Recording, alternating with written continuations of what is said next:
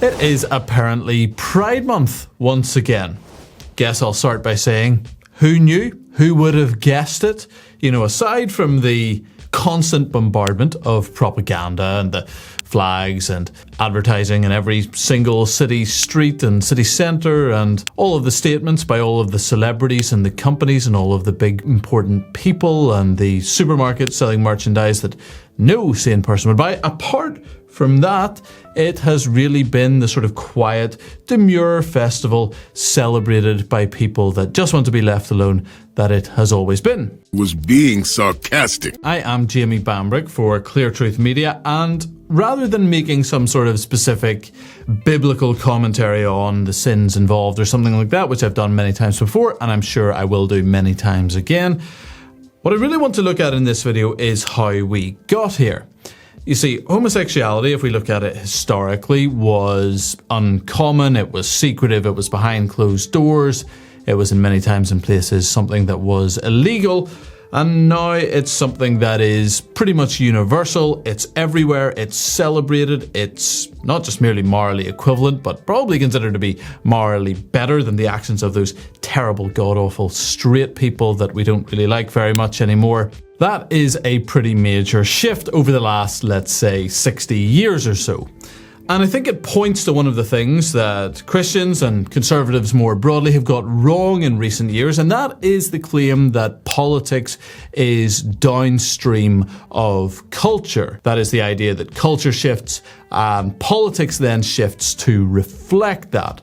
I'm going to unpack what my position is, which is of course the correct one, but I want to start by giving the evidence for that, which is a quick timeline as to how everything became so incredibly gay. We're going to use the US timeline for this, but it will apply pretty much wherever you are. I'm just doing that because it's the most common. So let's look at what the Gladstone Institute says. So they start off in 1924 with the Society for Human Rights. Then you had a strange bit in the 50s about someone throwing donuts at police, which does sound hilarious. Don't really know what that actually advanced. Then in 1961, the first big legal breakthrough was that the state of Illinois decriminalized sodomy, so you're permitted to do it in private.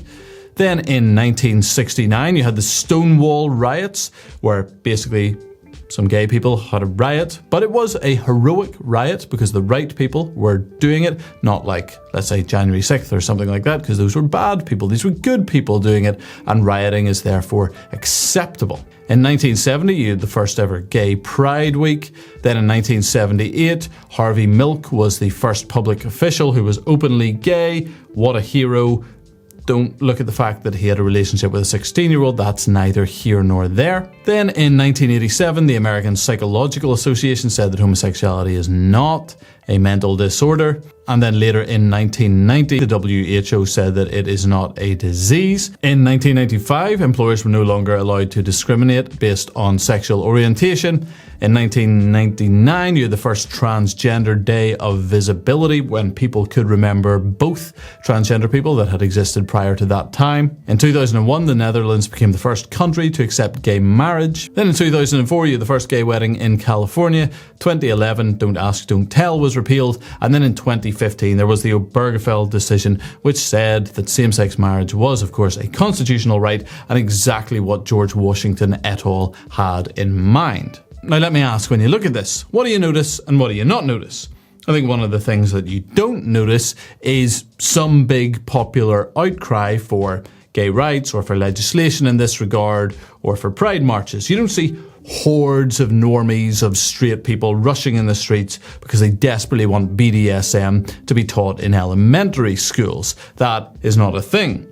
Where we do see things like that happening, they tend to in fact be a product of the movement's success, but not a cause. And Oran McIntyre has made a point on this, which I think is very potent, which is that we need to, as conservatives and ultimately as Christians, have much less faith in the idea of populism. But the idea that there's this, at some point we'll hit a critical mass of convincing the average person that they need to take popular action, and then we'll march in the streets, and once we have our political demonstrations, then we'll win the day. You see, the fact is that most people are not particularly original thinkers, and indeed they never have been.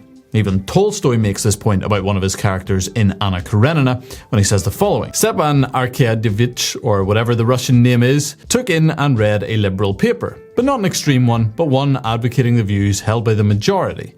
And in spite of the fact that science and art and politics had no special interest for him, he firmly held those views on all of these subjects which were held by the majority and by his paper. And he only changed them when the majority changed them. Or more strictly speaking, he did not change them, but they imperceptibly changed of themselves within him. Thank you so much to Josh Dawes for pointing that out on Twitter. Otherwise, I would have to actually read Tolstoy. Which, to be fair, I have done a little bit of. Certainly don't have it memorized or have that sort of prescient insight into it.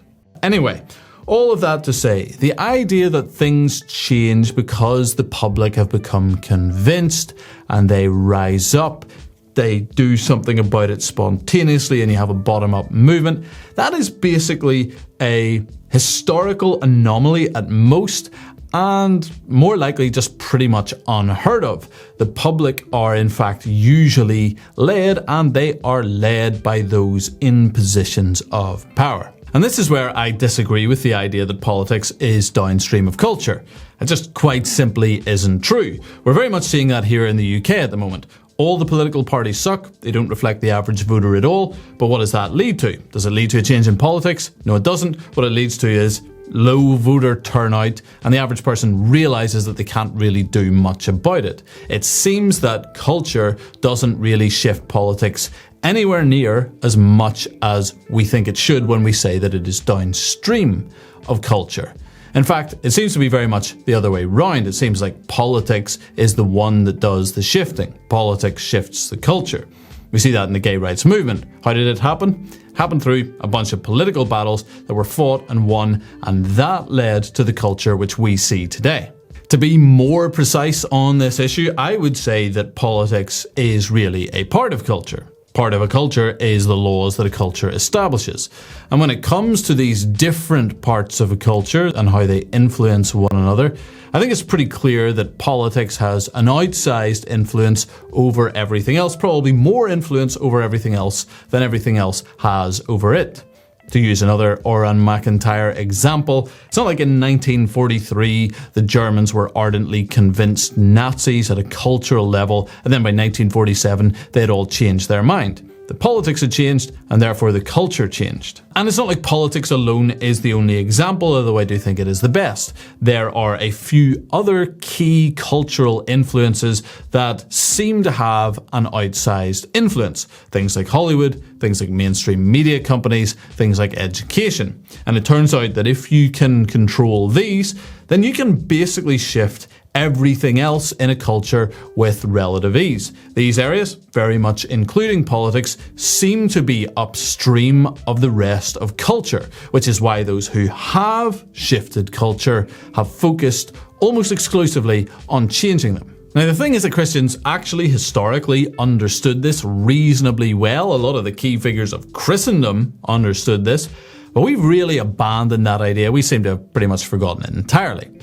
Now, of course, we do care, I would say primarily care, as Christians, about hearts and minds and individuals. We want people to come to faith. That really, really is important, and that is the typical Christian attitude, and it is very commendable. Like, I'm not opposed to it. However, when it comes to impacting the wider culture at the level that we're seeing, it does seem like that idea is in and of itself somewhat lacking and somewhat insufficient. When I say that, I'm not trying to black pill everybody, right? That's not the plan here.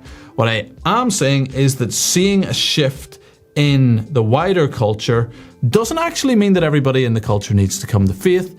It means that a few key areas of legislation, a few key areas of cultural influence need to be changed in order to see that kind of widespread cultural shift that we absolutely do want to see as Christians, and we should include this in our mission. In a world where it seems like the culture has pretty much entirely collapsed and thrown off every last vestige of Christian faith, I think we need to start rethinking our cultural strategy. Perhaps recognizing this reality is a good and necessary place to start.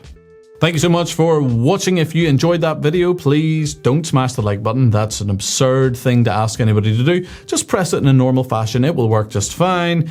You can support this channel through wearecontraminutum.com, pick up something from there. Check out all of our work at Clear Truth Media, and if you're on YouTube, next video.